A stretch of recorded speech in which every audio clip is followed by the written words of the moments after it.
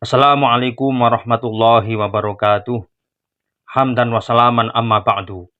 Allahumma sholli ala Muhammad wa ala ali Muhammad. Rabbi shrah li sadri wa yassir li amri. Wahlul 'uqdatam min lisani yafqahu qawli. Rabbana la ilma lana illa ma 'allamtana.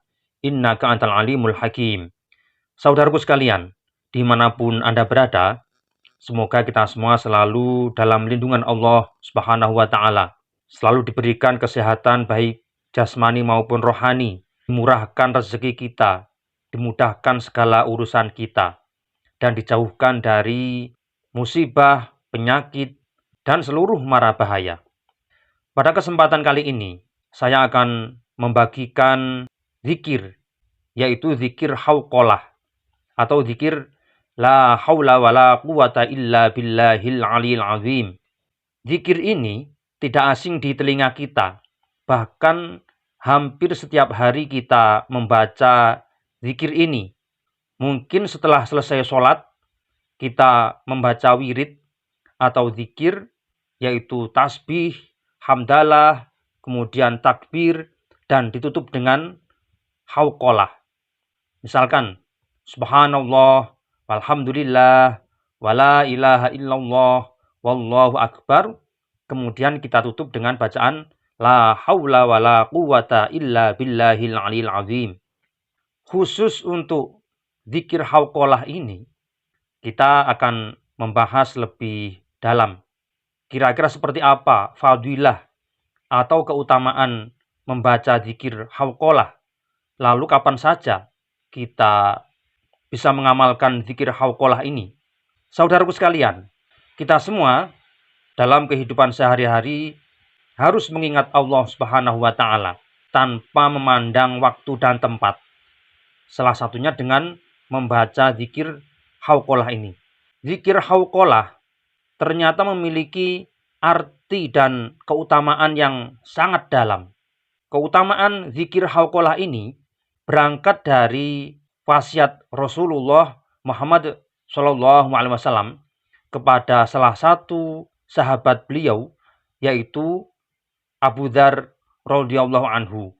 Sehingga zikir hauqalah ini disebut-sebut dalam hadis Rasulullah Muhammad SAW dan diajarkan kembali oleh para sahabat untuk murid-muridnya. Nah, akan kita kupas 7 wasiat Rasulullah yang salah satunya adalah membaca zikir hauqalah. Wasiat Rasulullah kepada Abi Dzar yang pertama yaitu selalu mencintai orang-orang miskin atau orang-orang fakir dan dekat dengan mereka.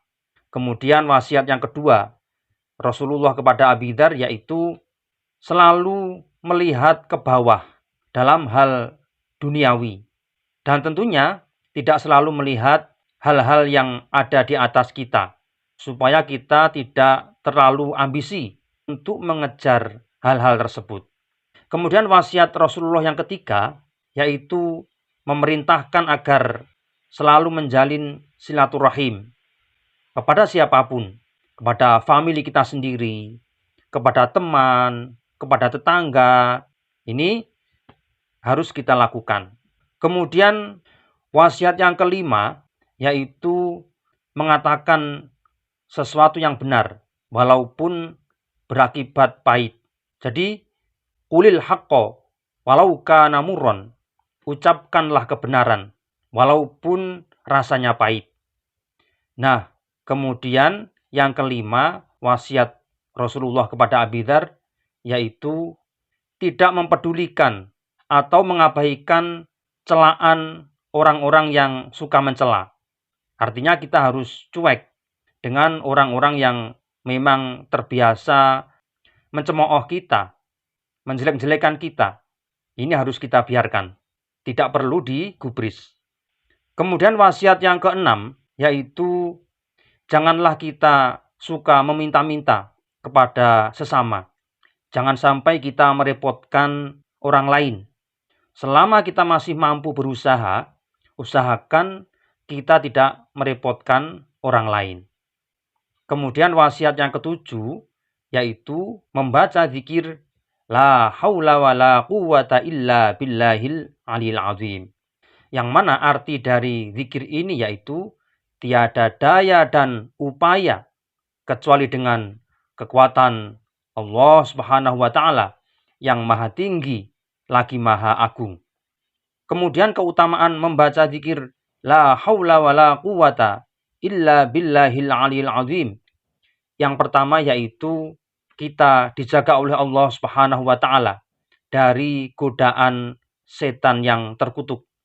Oleh karena itu, setiap kali kita hendak melakukan sesuatu hal, kita dianjurkan untuk membaca la haula wala quwata illa billahil aliyil azim supaya kita dihindarkan dari godaan setan.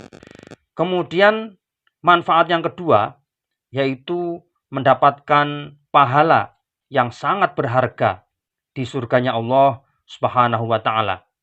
Rasulullah Muhammad Shallallahu alaihi wasallam menjelaskan dalam hadis yang diriwayatkan oleh Imam Bukhari yang artinya adalah wahai Abdullah bin Qais. Karena Rasulullah bersabda kepada Abdullah bin Qais, katakanlah la haula wala quwata illa billah, karena ia merupakan simpanan pahala berharga di surga. Nah, ini terbukti dengan hadis Rasulullah. Kemudian manfaat berikutnya atau fadilah yang ketiga yaitu merupakan jawaban adzan. Pada saat kita mendengarkan adzan, hayya 'alas shalah, hayya 'alal falah. Ini jawabannya yaitu la haula wala quwata illa billahil aliyil azim. Karena ketika kita dipanggil oleh Allah untuk melakukan sholat dan ibadah-ibadah yang lain, tentunya kita hanya mengandalkan kekuatan dari Allah Subhanahu wa taala. Tanpa kekuatan Allah, kita tidak bisa berbuat apa-apa. Oleh karena itu, pada saat kita menjawab adzan, hayya 'alas shalah, hayya 'alal falah dengan jawaban hauqalah ini. Kemudian manfaat yang keempat, jika kita rajin membaca la haula wala quwata illa billahil aliyil azim, ada 99 penyakit akan kita hilangkan. Baik penyakit yang kita alami sendiri maupun penyakit orang lain. Artinya, dengan zikir hauqalah ini, kita bisa membuat obat baik untuk diri sendiri maupun orang lain. Apakah itu penyakit fisik ataupun penyakit non-fisik. Nah, penyakit yang paling ringan di antara penyakit-penyakit yang lain yaitu penyakit mental yang sering menghinggapi kita semua, yaitu penyakit kebingungan atau bingung. Seringkali kita menghadapi hal seperti itu, yaitu merasa bingung. Maka dengan lantaran membaca la haula wala quwata illa billahil aliyil azim, kebingungan itu akan hilang. Apalagi penyakit-penyakit yang lebih serius, ini bisa kita hilangkan dengan wasilah zikir la haula wala quwata illa billahil aliyil azim. Kemudian manfaat yang kelima, yaitu diberikan kekuatan oleh Allah Subhanahu wa taala, baik lahir maupun batin. Bagi seseorang yang rajin bekerja dan kebetulan berprofesi sebagai pekerja berat, maka sebelum bekerja hendaknya membaca la haula wala quwata illa billahil aliyil azim supaya diringankan seluruh pekerjaan yang ia lakukan.